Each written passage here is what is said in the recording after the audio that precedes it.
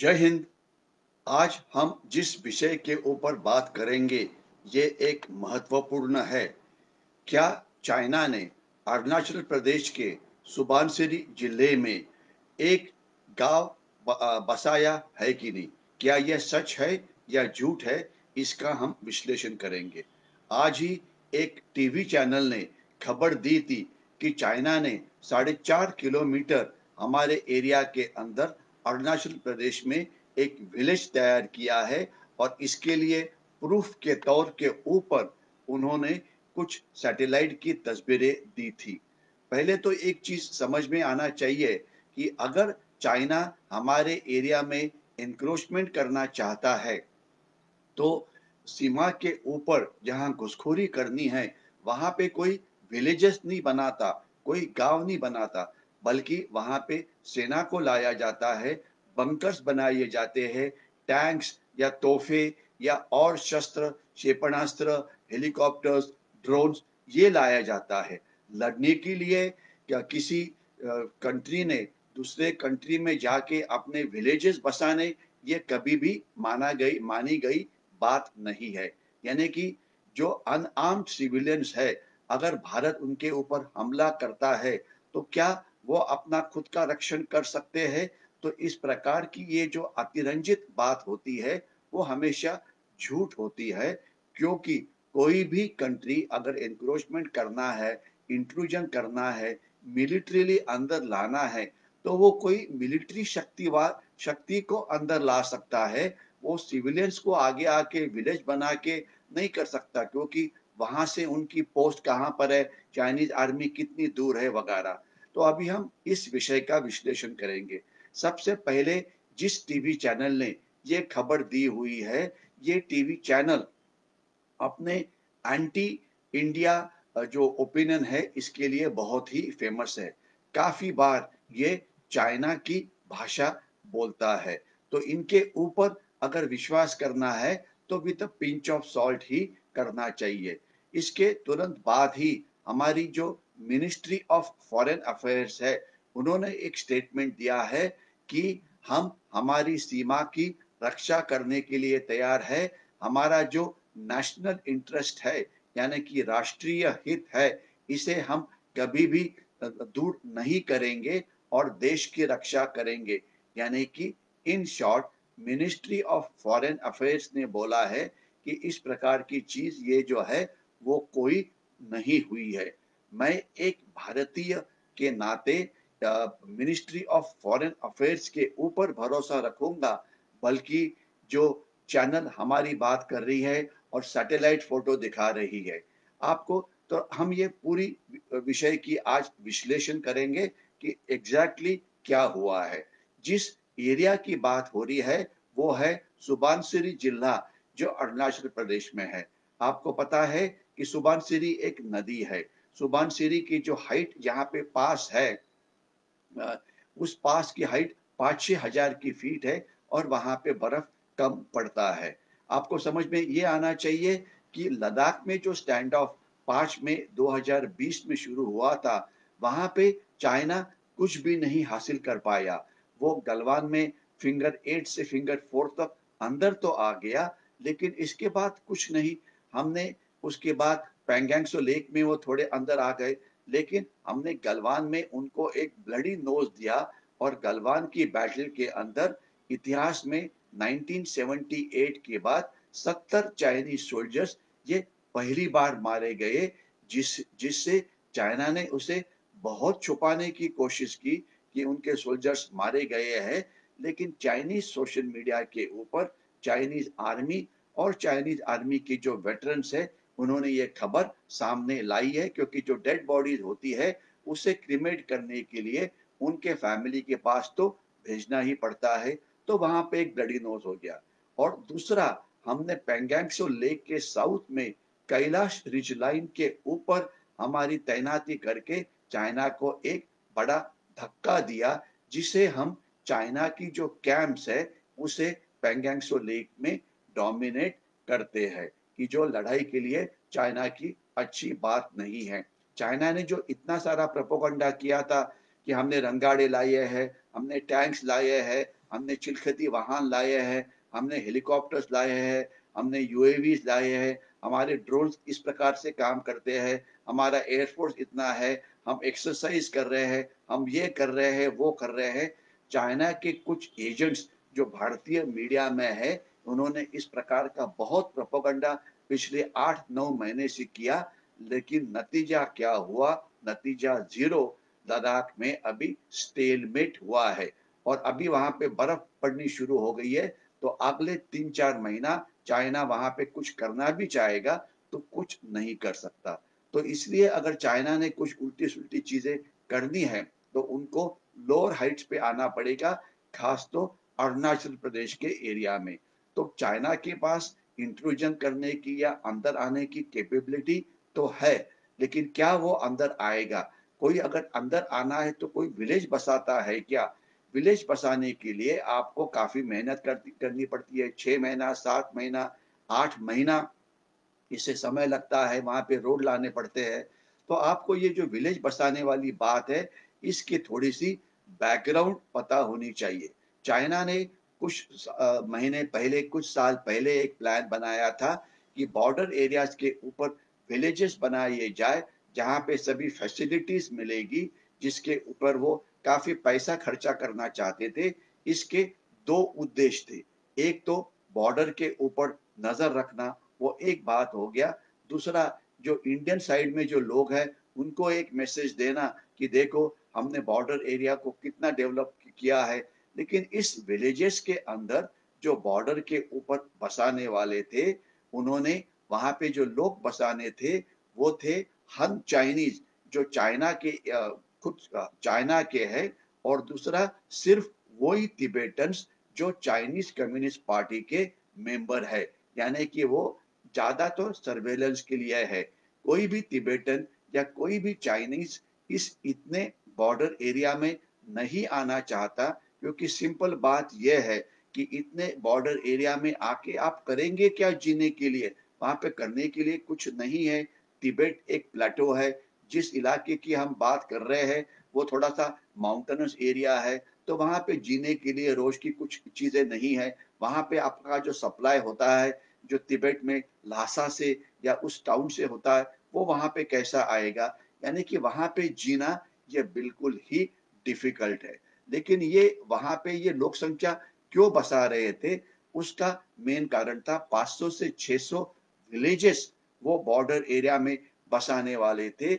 उसका मेन कारण था कि जो तिब्बत की जो पॉपुलेशन है उनके ऊपर कंट्रोल करना, क्योंकि चाइना ने चाइना की तरफ से तो तिब्बत के ऊपर कंट्रोल रखा है, लेकिन जो इंडो चाइना बॉर्डर है, अगर वहां से कोई इंडियंस अपने गुप्तहेरों को भेजता है, अपने एसएसएफ के लोगों को भेजता है, तो उनको उनके ऊपर नजर रखने के लिए ये विलेजेस बॉर्डर एरिया में तैयार होने वाले थे। इसमें से कुछ विलेजेस तो तैयार हो गए हैं, लेकिन वो सभी चाइना की तरफ है। लेकिन यहाँ पे रहने के लिए कोई नहीं रहता, क्योंकि सिंपल बात है कि इतना डिफिकल्ट एरिया में रहने का उद्देश्य क्या है? अगर कोई आपको कंपल्सरीली वहां पे भेजे तो अलग बात है, लेकिन कोई भी नॉर्मल विलेजर इतनी डिफिकल्ट एरिया में इतना दूर सिविलाइजेशन से रहना ही नहीं चाहेगा। तो ये, और दूसरा उसका कारण था कि अगर तिबेटन्स तिब्बत से इंडिया में क्रॉस करते हैं, या अरुणाचल प्रदेश में या सिक्किम में या उत्तराखंड में या और कहीं, तो उनके ऊपर नजर रखने के लिए। तो ये एक बेसिकली सर्वेलेंस की बात थी। तो कोई भी जब इंफ्रास्ट्रक्चर आप बनाते हो तो आप उस इलाके में बनाते हो। अभी हम आते हैं जो एरिया सुबानसिरी का है, तो ये विलेज कोई अचानक बना नहीं है। तो ये जो टीवी ब्रेकिंग न्यूज देती है, ये कोई खास ब्रेकिंग न्यूज नहीं है। वो बता रहे कि सैटेलाइट फोटोग्राफ आ गई। अरे सैटेलाइट फोटोग्राफ क्या, ये आपको गूगल में भी नजर आ जाता है। आप किस सैटेलाइट फोटोग्राफ की बात करते हैं? ये जो बन रहा है विलेजेस, ये 8 महीना, 2 साल, 3 साल, 4 साल, 5 साल इतने बनाने के लिए लगते हैं। यहाँ पे रास्ते लाने हैं तो इसके समय लगता है। और आज हमारी आर्म फोर्सेस की कैपेबिलिटी है कि सैटेलाइट की मदद से, ड्रोन की मदद से, पेट्रोलिंग की मदद से हमें सब चीजें पता है।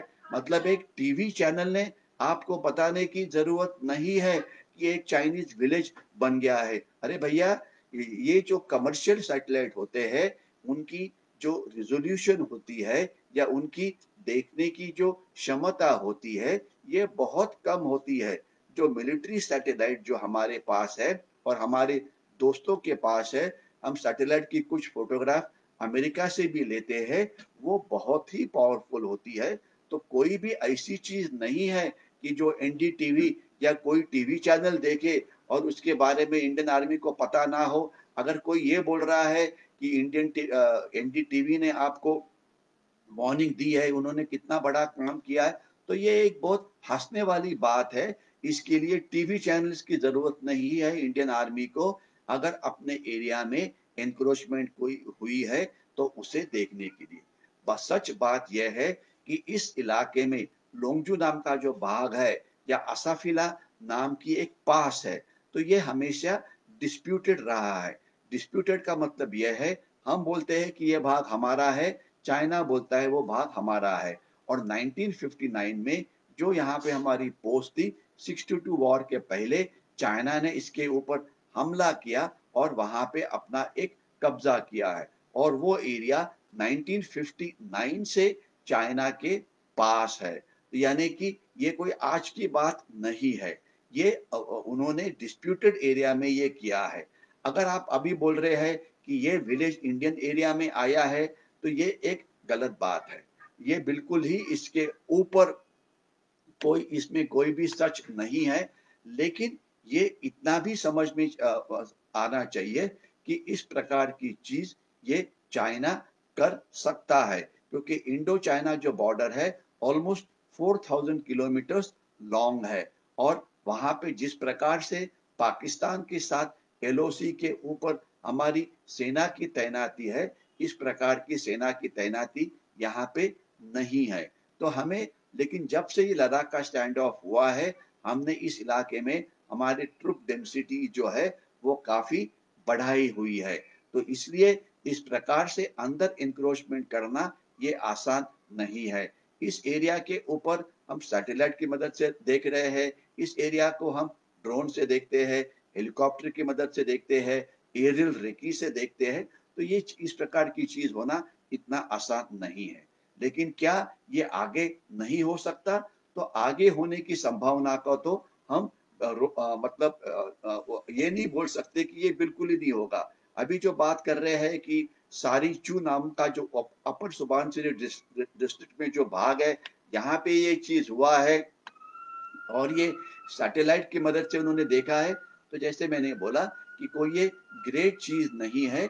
ये चीज इंडियन आर्मी को पहले ही पता है, क्योंकि चाइना ने ऑलमोस्ट $5 बिलियन का एक प्लान बनाया था, जिसमें उन्होंने काफी सारे विलेजेस यहाँ पे बनाने थे और चाइना के जो बड़े हाईवेज थे उनके साथ उन्होंने उसे लिंकअप करना था। तो चाइना, कोई भी अगर देश दूसरे देश में इंक्रोचमेंट करना चाहता है, तो क्या वो वहां पे विलेजेस बनाएगा या अपने आर्मी के लिए बंकर बनाएगा या फौजी लड़ने का सामान लाएगा? कोई भी देश अपने सिविलियंस को आगे नहीं करता है अगर इंक्रोचमेंट करना है तो उसके लिए। लेकिन ये हो सकता है कि अगर ये विलेजर्स अगर वहां पे आते हैं तो जरूर वो उस इलाके का क्लेम आगे बोल सकते हैं कि भाई देखो हमारे विलेजेस यहाँ पे पहले ही है, इसलिए हमारा ये एरिया पूरा हमारा है।